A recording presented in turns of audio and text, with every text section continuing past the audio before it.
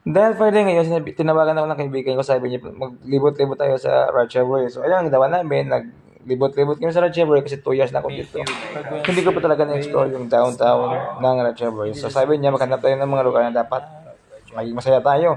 So, ayan, nakita namin maglaro kami ng UK Snooker. UK Snooker is different, guys, from a billiard. Iba kasing rules niya. So, ayun, medyo magaling siya.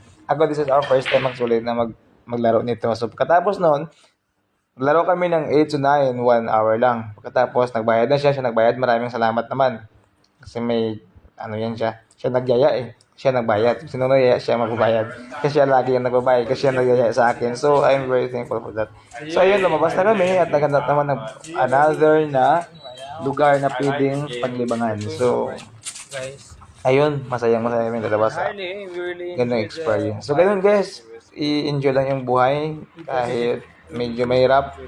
Wag lang mukmok sa kwarto. Dapat you have to explore. Mag-enjoy. Ay, short ng buhay natin. Enjoy mo yan. Huwag mong isipin masyado. Sobrang seryoso. So, we did this. Umuwi na kami. And, siyempre ako. Maraming salamat guys sa inyong support. Ang content sa